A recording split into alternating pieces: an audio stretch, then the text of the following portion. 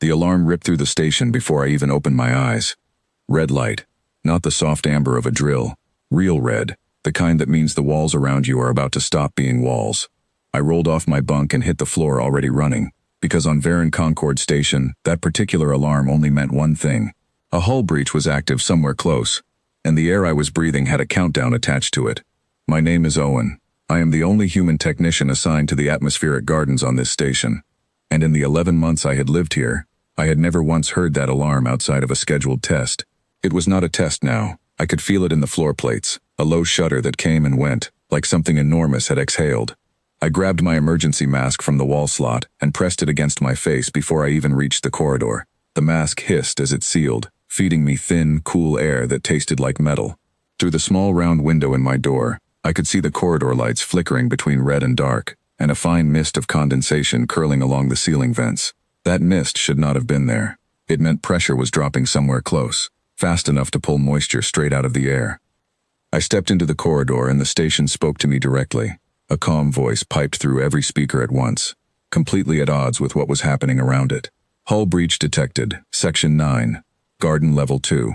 All personnel proceed to nearest evacuation pod. This is not a drill. Section 9. Garden Level 2. That was not just some storage bay or empty maintenance shaft. That was where Ashai and Toru worked every single day, tending the terraces that kept 4,000 people breathing. If the breach was active there, it meant the two people I trusted most on this station were standing right next to a wall that was actively trying to kill them. I did not think. I turned toward the garden lift instead of the evacuation pod, and I ran. The corridor bent and dropped through 3 levels, and with every level the mist got thicker and the lights got dimmer, until I was moving mostly by memory, one hand trailing along the wall to keep my balance, as the floor tilted slightly under a change in pressure I could feel in my teeth. My chest ached with the effort of dragging air through the mask filter. Somewhere behind a sealed bulkhead, metal groaned, a deep tearing sound that made my whole body flinch even though I could not see what caused it. The lift doors to Garden Level 2 were jammed halfway open, frozen mid-cycle, sparks spitting weakly from the control panel beside them.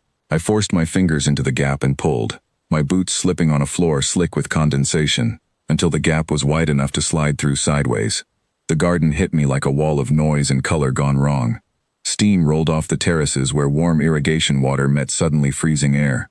Vines that usually hung heavy and green were whipping sideways in a wind that should not have existed inside a sealed station. A wind pulling steadily toward a jagged black seam running along the outer wall, where the breach had torn a gash through 3 layers of hull plating. Emergency foam sealant sprayed automatically from nozzles along the ceiling, hardening into pale ridges across the tear, but it was losing the fight. Every few seconds another hiss of escaping air punched a fresh hole through the foam before it could fully set. And in the middle of all that chaos, on the lower terrace, Ashai was pinned. A support beam from the upper irrigation platform had come loose and crashed down at an angle, trapping her leg against the terrace railing. Toru was crouched beside her, both hands wrapped around the beam, straining with everything her body had. Her crest flushed a deep, alarming red that I now understood was not shame at all but pure physical strain. Ashai's face was pale under her silver skin, her breathing sharp and shallow, but she was not screaming. She was calmly telling her sister exactly where to push. I crossed the terrace at a dead run, my boots splashing through inches of spilled irrigation water, and threw my shoulder against the beam beside Toru. Together, the two of us drove it upward, inch by inch, my muscles burning, the metal edge biting into my palms even through my gloves. Ashai pulled her leg free the moment there was space, dragging herself backward with a grunt of pain, and the beam crashed back down exactly where her leg had been a second earlier. There was no time to check if she was seriously hurt. The hull tear above us widened with a sound like the whole station clearing its throat, and a fresh gust of wind tore loose soil and leaves into the air around us, spinning them toward the gap like the room itself was trying to breathe out everything inside it. "Get to the maintenance shaft," Toru shouted, her voice muffled by her own mask, one arm already hooked under her sister's shoulder to help her stand. "It leads to the lower ring. It is the only way out from here. The main lift will not survive another minute." I looked where she was pointing, at a narrow service hatch set into the terrace floor, barely wide enough for one person at a time, its cover already half torn loose by the pressure difference in the room. It was not built for evacuation. It was built for cable runs and irrigation pipes, a tight crawling tunnel that dropped at a steep angle toward the ring below. Going in there during an active decompression event was not part of any safety manual I had ever read. It was also the only option that did not involve standing in this room for another 30 seconds. I dropped to my knees beside the hatch and wrenched the loose cover the rest of the way off, tossing it aside. Cold air rushed up out of the shaft, carrying the metallic hum of machinery far below. I looked back at the sisters. Ashai was upright now, favoring one leg heavily. Jaw tight with pain, she was refusing to let slow her down. "You first," Toru said to me, not a suggestion. I did not argue. I lowered myself into the hatch, found the first rung of the built-in ladder with my boot, and started down. Behind me I heard Ashai grit out something short and sharp in her own language, followed by a splash and a scrape as she forced herself through the opening despite her leg, and then Toru's weight coming down last, pulling the loose hatch cover back over the opening above us as best she could to slow the air loss from the room we had just left. The shaft was barely wide enough for my shoulders. Pipes ran along both walls, warm with recycled water, and every few meters a status light blinked green or amber in the dark, the only light we had once the hatch sealed above us. My mask fogged slightly with every breath. Somewhere far above, another groan of tearing metal rolled down through the shaft walls, quieter now, but no less frightening for the distance. "How is your leg?" I asked, my voice tight, forcing myself to keep climbing down instead of freezing to check on her.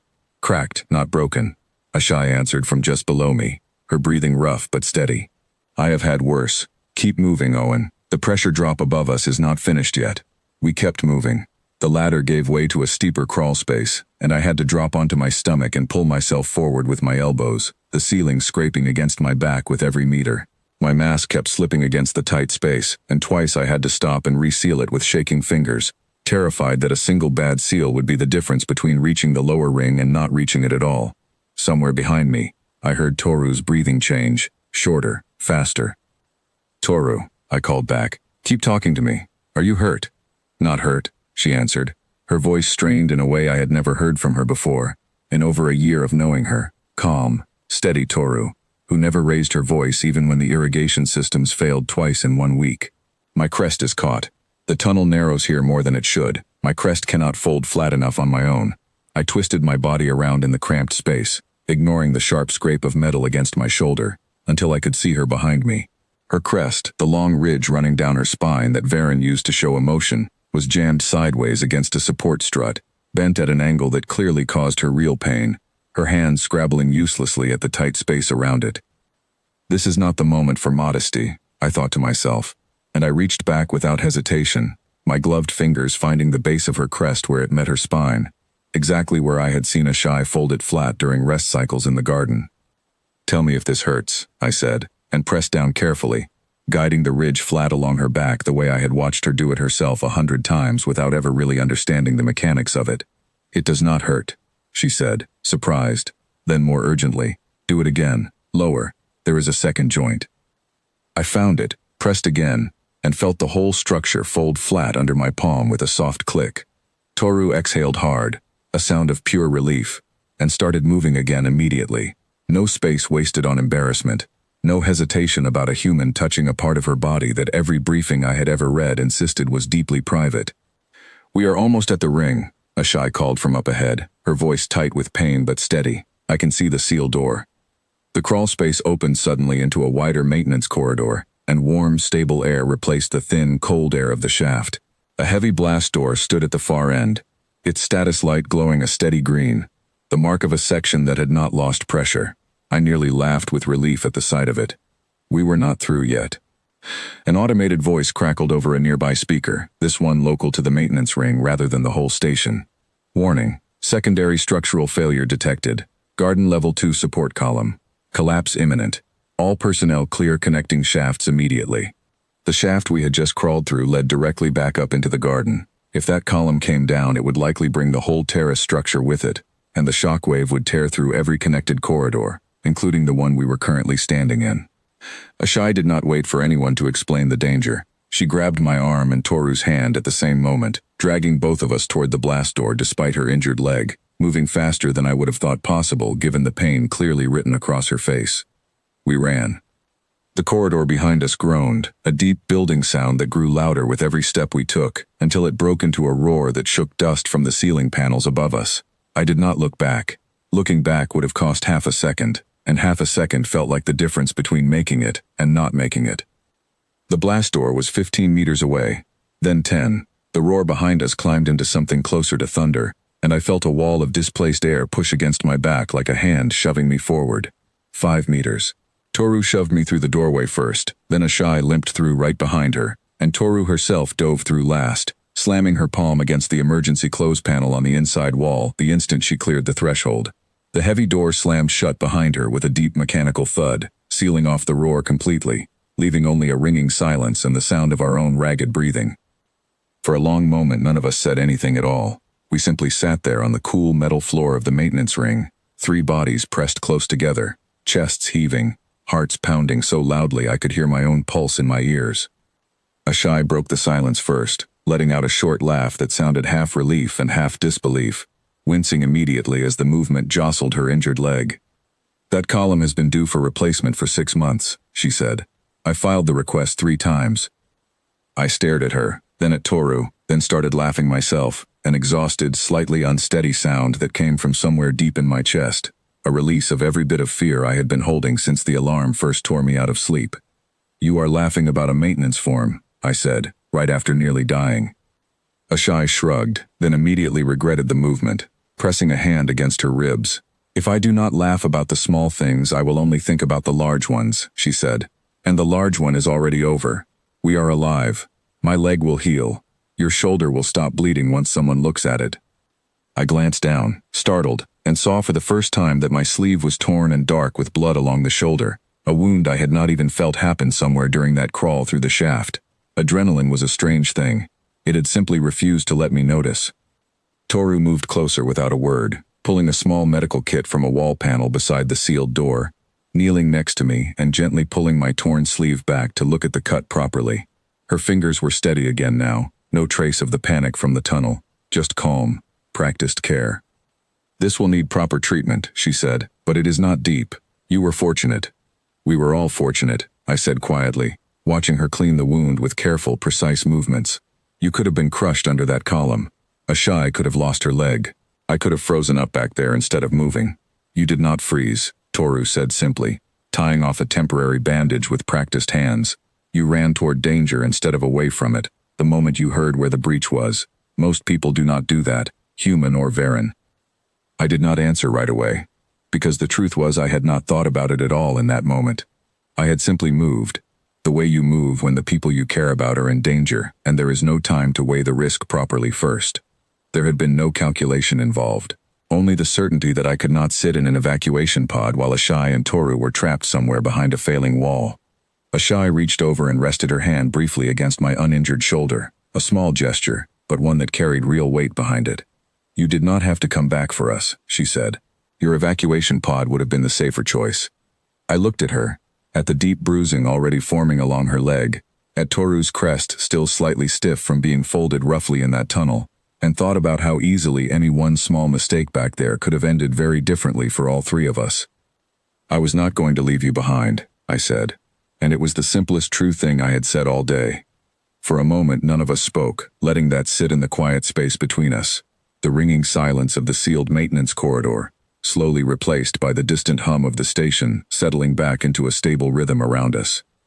Eventually a proper rescue team reached the maintenance ring, moving carefully with full pressure suits and repair equipment, and helped Ashai onto a stretcher despite her insisting 3 separate times that she could walk perfectly well on her own. Toru walked beside her the entire way to the medical bay, one hand resting lightly on her sister's shoulder, refusing to let go even when a medic gently suggested she might want to step back and let them work.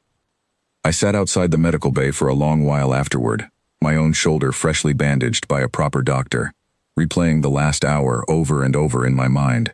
The alarm, the tear in the hull, the crushing weight of that beam, the tight, suffocating dark of the maintenance shaft, Toru's crest, jammed and painful, and the complete absence of hesitation in either of them, sharing pain, sharing fear, sharing the parts of themselves that any careful briefing back on Earth would have told me to look away from out of respect. There had been no time back there for any of the careful distance I had spent 11 months building around them. No time to worry about what was appropriate to see or touch or say. Just 2 people trusting me completely, and me trusting them right back. All 3 of us moving as one single unit with a single goal, which was simply making sure everyone walked out of that garden alive.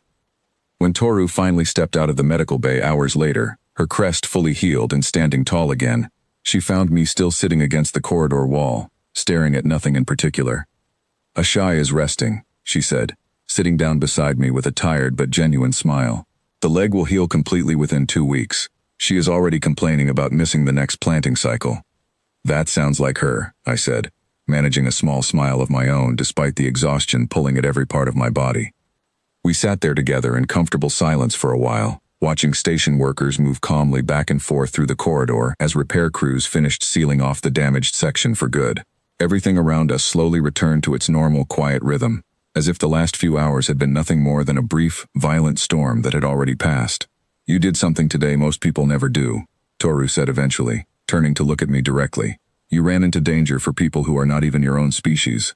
You touched a part of my body that your own culture would have told you was forbidden, without a single moment of hesitation, because in that moment it mattered more that I was in pain than what was considered proper." "I did not think of it that way at the time," I admitted. "I only thought about getting you both out safely." "That is exactly the point," she said, her voice quiet but certain. "You did not have to think about it at all. It was simply who you already were underneath all that careful distance you kept around us for 11 months. I thought about that for a long moment, about all the careful lines I had drawn for myself since arriving on this station, all the polite distance I had assumed was respect, and realized that the truest version of respect had shown itself today in an entirely different way. Not in looking away, but in showing up completely, without hesitation, exactly when it mattered most. "I do not think I will be quite so careful anymore," I said finally. Toru smiled, a real, warm smile that reached all the way to her crest, which flushed a soft, steady gold. "Good," she said, "because Ashai already told me she is planning to put in a formal request that you be assigned permanently to Garden Level 2. She says any technician willing to run toward a hull breach instead of away from it has earned the right to stay." I laughed. A genuine, exhausted laugh, feeling for the first time since the alarm first sounded, that the tightness in my chest had finally, fully let go. "Tell her I accept," I said, before she even finishes filing the form this time. Outside the medical bay window, the station's night cycle lights began their slow, gentle dimming across the corridor, marking the quiet end of a day that had nearly taken everything from all three of us, and had instead left something new standing steady in its place.